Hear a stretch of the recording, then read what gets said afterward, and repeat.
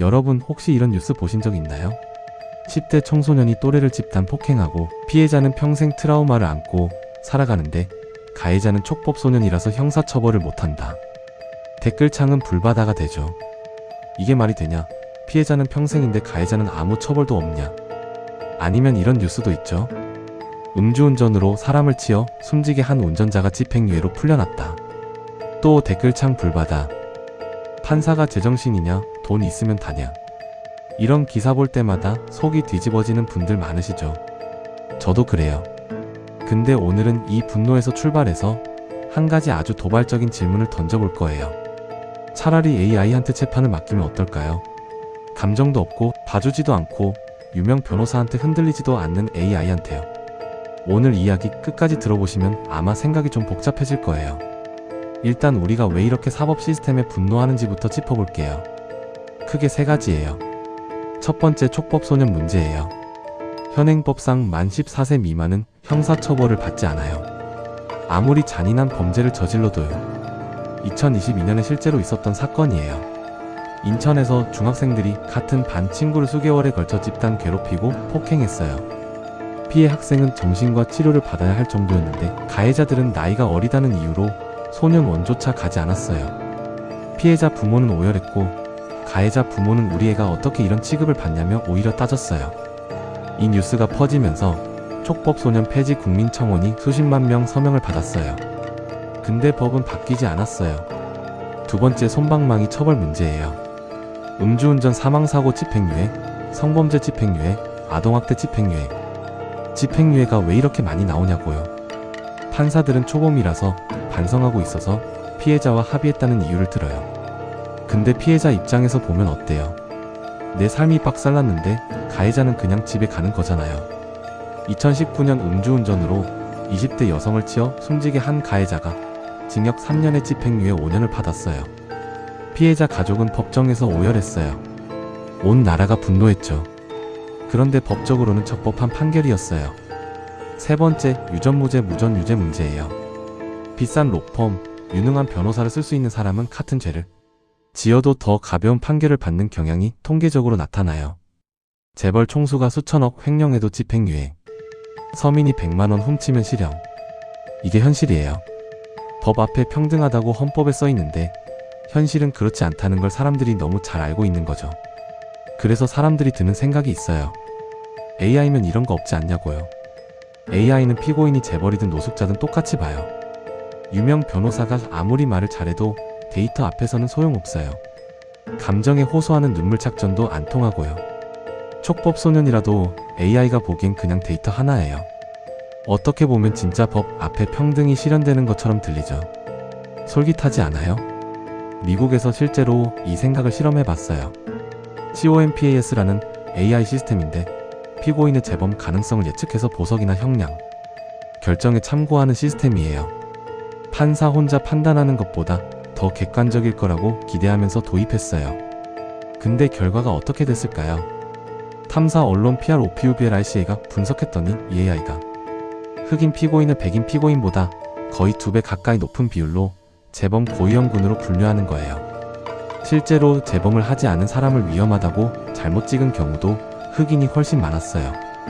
AI가 편견을 없앤 게 아니라 과거 수십 년간 쌓인 불평등한 사법, 데이터를 그대로 학습해서 차별을 더 자동화한 거예요. 사람의 편견은 싸울 수 있어요. 대자보 붙이고 시위하고 판사 탄핵 청원 넣고. 근데 알고리즘의 편견은 눈에 보이지도 않아요. 싸울 대상 자체가 없는 거예요.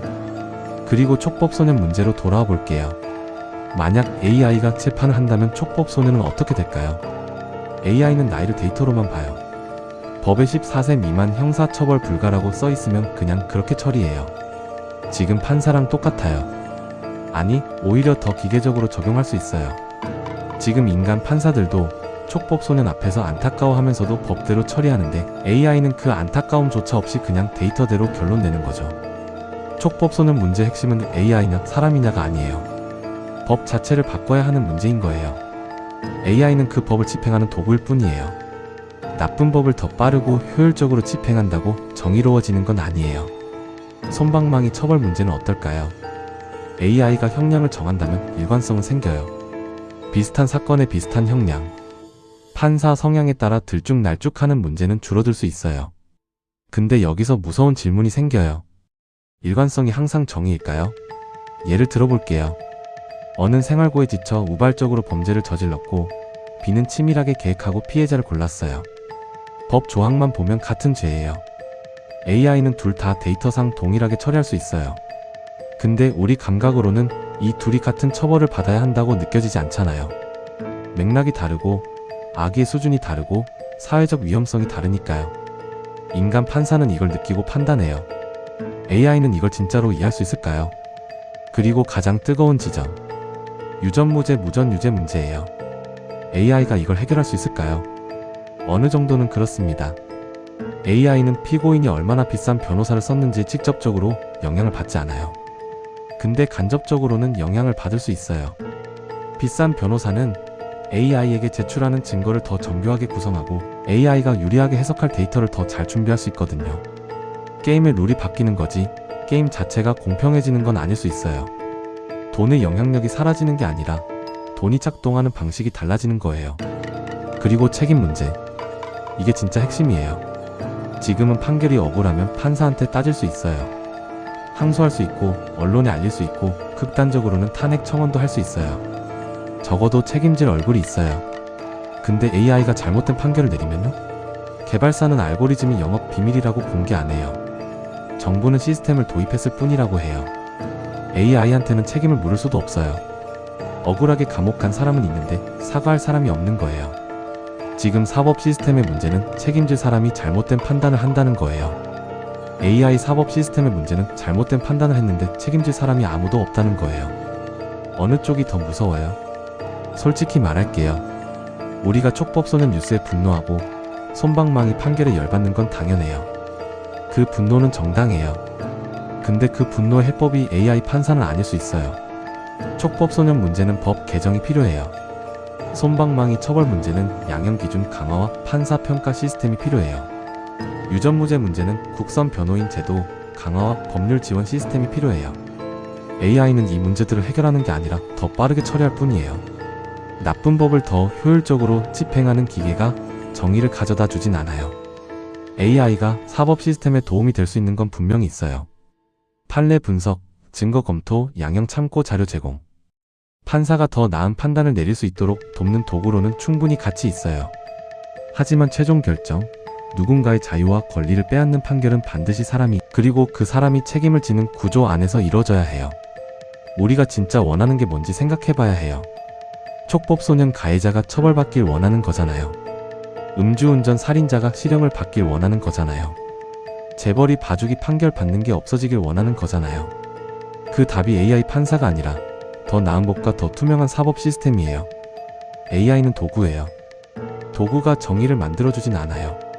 정의는 우리가 어떤 사회를 원하는지 결정하고 그걸 법으로 만들고 그 법을 제대로 집행하는 데서 나와요. 그 과정에 AI가 조금 도움을 줄 수는 있어요. 하지만 그 과정 자체를 AI한테 넘기는 순간 우리는 분노할 대상도 싸울 대상도 잃게 되는 거예요. 억울함을 호소할 곳이 사라지는 거예요. 법이 우리를 실망시킬 때 우리는 법을 바꿀 수 있어요. 하지만 알고리즘이 우리를 실망시킬 때 우리는 무엇을 바꿔야 할지조차 알 수 없게 돼요. 오늘 영상 어떻게 보셨나요? 우리 사법 시스템 어떻게 바꿔야 할 것 같으세요? 댓글로 여러분 생각 꼭 남겨주세요. 다음 영상에서 만나요.